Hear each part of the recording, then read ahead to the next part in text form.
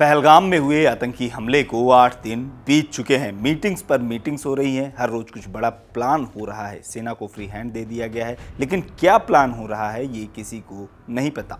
आज कैबिनेट कमेटियों की 3 बैठक हुई, फिर कैबिनेट की बैठक हुई, फिर ब्रीफिंग हुई तो पता चला कि सरकार ने जाति जनगणना कराने का फैसला किया है। मतलब लोग उम्मीद क्या लगाए बैठे थे और मीटिंग में क्या फैसला हो रहा है।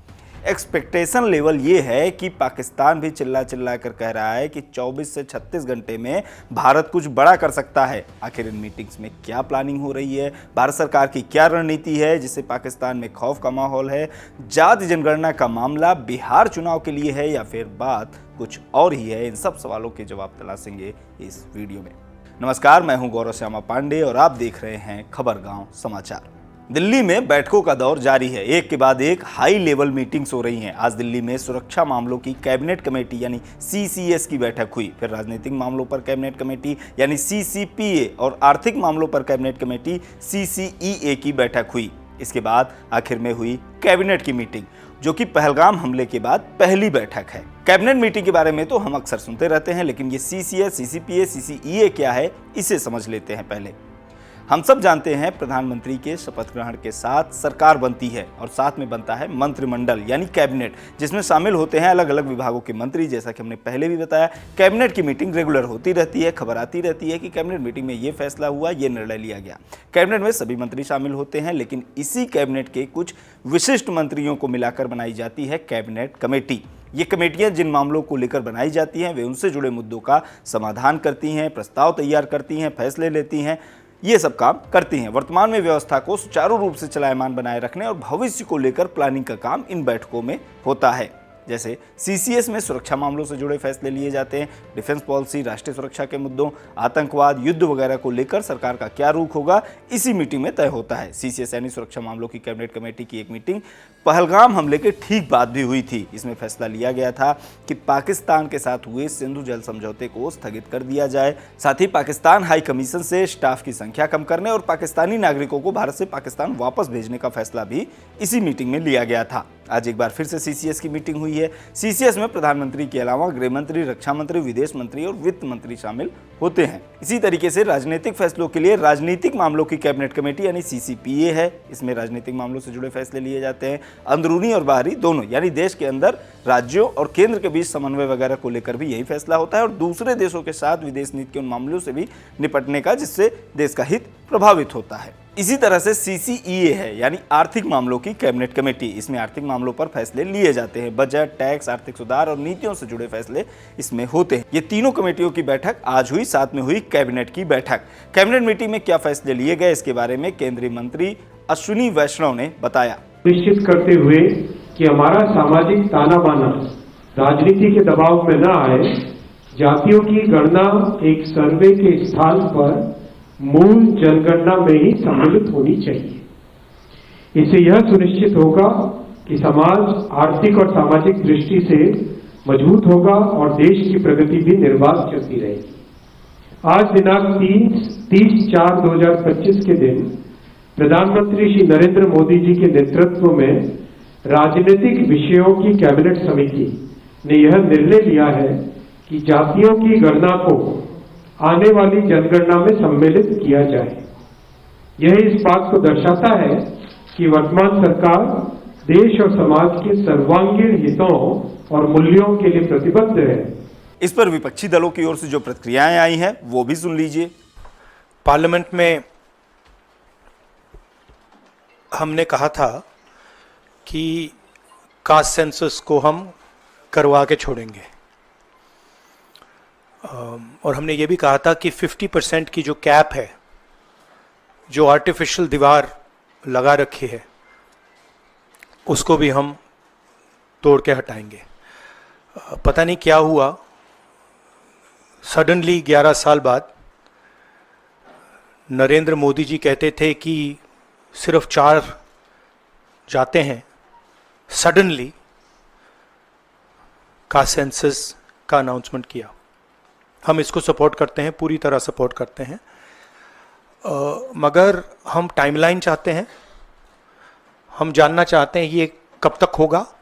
देखिए, ये हम लोगों की 30 वर्ष पुरानी मांग रही है और ये हमारे पुरखों की जीत है, समाजवादियों की जीत है, लालू जी की जीत है। आपको पता होगा 96-97 में भी कैबिनेट से जो है पास किया गया था कि 2001 का जो होगा उसमें जनगणना जो होगी उसमें जाति आधारित गणना भी कराया जाएगा, लेकिन उस समय अटल बिहारी जी सरकार में थे 2001 में, तो ये नहीं हो पाया। फिर हम लोगों की मांग थी, मनमोहन जी प्रधानमंत्री बने 2011 में हुई, तो जातीय जनगणना जो है और इसमें इंक्लूड किया गया था। और पहली बार 17 महीने में किसी राज्य ने अपने बलबूते जो है कराया, तो वो महागठबंधन हमारी सरकार थी।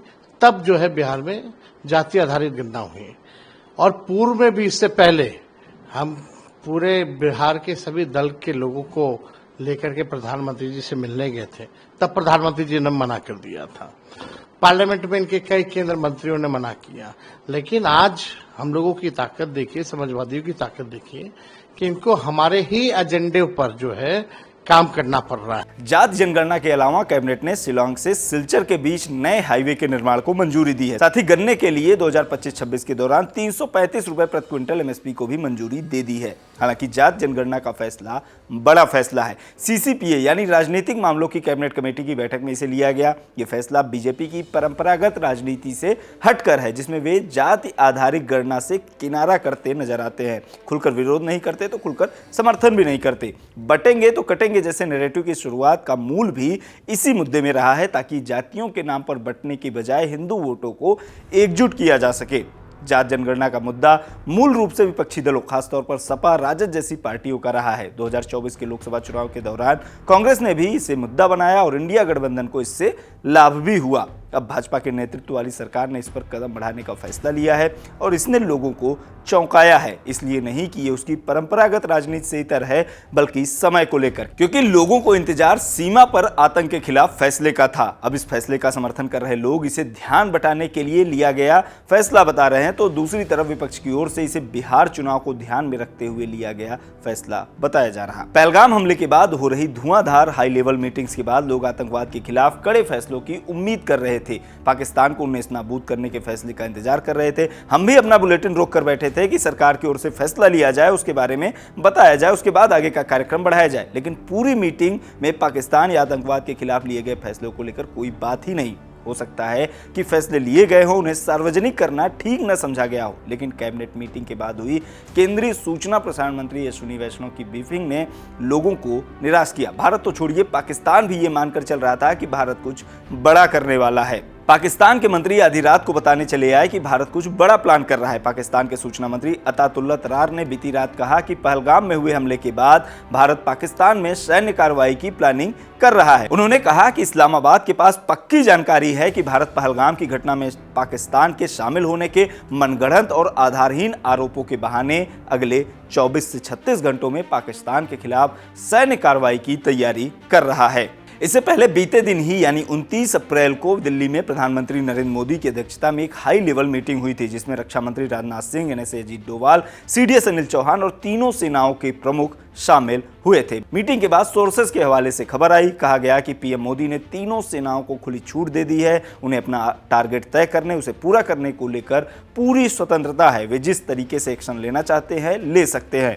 इसी के बाद आज सीसीएस की बैठक होने की जानकारी भी सामने आई थी। माना जा रहा था कि भारत सरकार की ओर से कुछ बड़ा ऐलान किया जा सकता है, लेकिन फिलहाल इसे लेकर कोई जानकारी अब तक सामने नहीं आई है। सार्वजनिक तौर पर जानकारी उन आतंकियों को लेकर भी नहीं सामने आई है जिन्होंने 8 दिन पहले पहलगाम में घूमने आए सैलानियों पर ताबड़तोड़ गोलियां बरसाई थी। आतंकी हमले को 8 दिन बीत चुके हैं। अब तक हमला करने वाले आतंकियों की तलाश जारी है। अभी भी पहलगाम में पर्यटकों पर गोलियां बरसाने वाले आतंकी पकड़े नहीं गए हैं। सुरक्षा बलों का सर्च ऑपरेशन जारी है। सर्च ऑपरेशन भारत में रहने वाले पाकिस्तानी नागरिकों को लेकर भी चलाया जा रहा है। बड़ी संख्या में अटौरी बॉर्डर पर पाकिस्तानी नागरिकों की भीड़ इकट्ठा है क्योंकि आज वापसी का आखिरी दिन है। इसमें एक तो वो लोग शामिल हैं जो घूमने या अपने रिश्तेदारों से मिलने भारत आए थे और अब सरकार के फैसले के बाद वापस जा रहे हैं, और दूसरे वो लोग भी हैं जो दशकों से सालों से भारत में ही रह रहे हैं। कोई शादी करके 40 साल से रह रहा है और भरा पूरा परिवार बना लिया है, तो वो लोग भी शामिल हैं जिनकी 5-7 साल पहले ही शादी हुई है या हाल ही में शादी हुई है, लेकिन नागरिकता अब तक नहीं मिली है। जम्मू कश्मीर से ऐसे कई विजुअल सामने आए जिसमें रोते बिलखते लोग परिवार छोड़कर जा रहे हैं। सुनिए पाकिस्तानी नागरिकों को जो सालों से भारत में रह रहे थे और अब वापस जा रहे हैं। मुझे यहाँ 40 साल हो गए हैं भैया, 40 साल से मैं यहाँ रह रही हूँ। मेरे बच्चे 3 हैं, तीनों की शादियाँ मैंने की है। पढ़ा इन्होंने इधर ही है, मोदी नगर में पढ़ा है, बाकी दिल्ली से पढ़ के आए हैं। बेटा जिद हो गए, बेटा बाहर है, वो फॉरेन एक्सचेंज भेज रहा है इनको। हमारे हर तरफ से इनको फायदे हैं, तो हमने क्या खता की है कि हमें इतनी सख्त सजा दे रहे हैं। ये मासूम बच्चे सफर में इन्होंने इतना अजाब उठाया कि हमने कुछ नहीं खाया है, हमने कुछ नहीं खाया, हमारे हलक से उतरा ही नहीं कुछ। देखिए, जो अटैक हुआ है उसका तो हम सबको दुख है, बेकसूर लोगों की जाने गई हैं, लेकिन उन सब में हमारा तो कोई कसूर नहीं है ना। जिस तरह अब हमारा वीजा 9 साल बाद लगा है और अब एकदम से उन्होंने हमें रूल्स बताया, हमने उन पे फॉलो किया है। LTV के लिए भी हमने अप्लाई कर दिया था, जो उन्होंने टाइम की लिमिट बताई थी, और अब एकदम से वो हमें बोल रहे हैं कि ये जो सब कुछ हुआ है इसकी वजह से आपको रिटर्न करना है। तो हमारा तो इन सब चीजों से कोई ताल्लुक नहीं है, ना लिंक है। हमें दुख है जो बच्चे बॉर्डर पे हैं, माएँ दूर हैं उनसे। हमें कोई भी कानून या कोई भी मजहब धर्म, कोई भी किसी भी कंट्री में कोई ये नहीं कहता कि हस्बैंड और वाइफ को अलग किया जाए या माँ और बच्चे को अलग किया जाए। जैसे बॉर्डर पे भी बच्चे उस तरफ हैं, माएँ इस तरफ हैं, कुछ बच्चे यहाँ हैं, माएँ उधर है, और ये बात गलत है। और मेरी दरख्वास्त है मोदी साहब से, मतलब प्राइम मिनिस्टर से, कि ये सब कुछ ऐसे ना किया जाए। जैसे वो शोहरों से दूर हो गई हैं, ऐसे हमें भी ना किया जाए।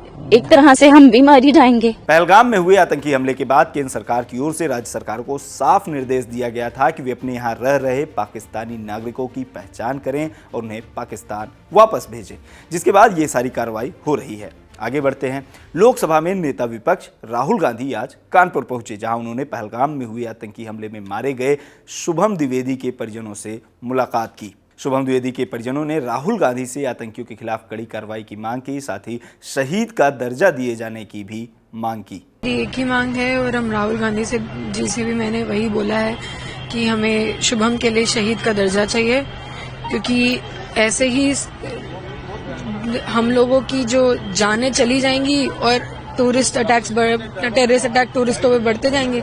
ऐसा नहीं, गुमनामी की मौत नहीं मरनी है मेरे पति को, उसको शहीद का दर्जा मिलना चाहिए, और उसे अमर करके, उसे शहीद करके ये गवर्नमेंट, ये देश भी आतंकवाद को दिखाएगा कि आपने मारा है, हमने उन्हें अमर किया है। तो शायद उनकी अगली हिम्मत ना हो कि आपके देश के बच्चों को, आपके देश के लोगों को खत्म करें।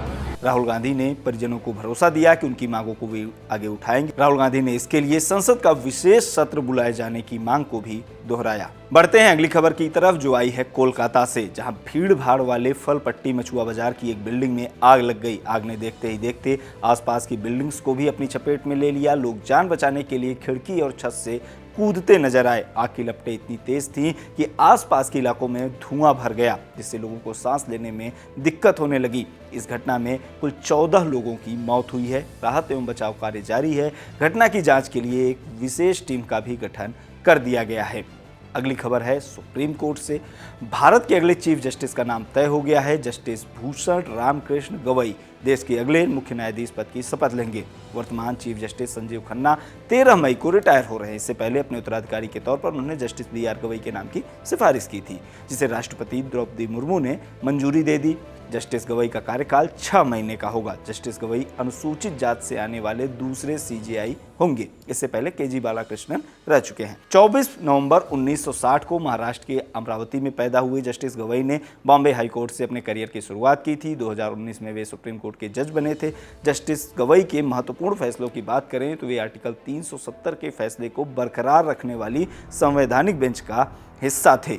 जस्टिस गवई ने मोदी सरकार की नोटबंदी के फैसले को भी सही ठहराया था। वे 5 जजों वाली उस बेंच का हिस्सा थे जिसने इसे सही ठहराया था। इसे कालेधन और नकली मुद्रा पर अंकुश लगाने का कदम माना था। जस्टिस गवई 5 जजों वाली बेंच का भी हिस्सा थे जिसने इलेक्टोरल बॉन्ड को रद्द कर दिया था और इसे माना था कि इन चंदों से पारदर्शिता नहीं आती है। 2022 में जस्टिस गवई की अध्यक्षता वाली बेंच ने पूर्व प्रधानमंत्री राजीव गांधी हत्याकांड के 6 दोषियों को, जो 30 साल से अधिक की सजा काट चुके थे, रिहा करने का आदेश दिया था। इससे पहले जस्टिस गवई ने कांग्रेस नेता राहुल गांधी की मोदी सरनेम मामले में उनकी लोकसभा की सदस्यता को बहाल करने का भी फैसला दिया था। इस फैसले से पहले भी जस्टिस गवई चर्चा में आए थे क्योंकि उन्होंने कहा था कि अगर याचिकाकर्ता को आपत्ति हो तो वे अपने आप को सुनवाई से अलग कर लेंगे क्योंकि उनके पिता और भाई कांग्रेस से जुड़े रहे हैं। हालांकि याचिकाकर्ता ने इससे कोई आपत्ति नहीं जताई थी। जस्टिस गवई के पिता आर एस गवई महाराष्ट्र से विधायक, सांसद रहे, साथ ही केरल और बिहार के राज्यपाल भी रहे।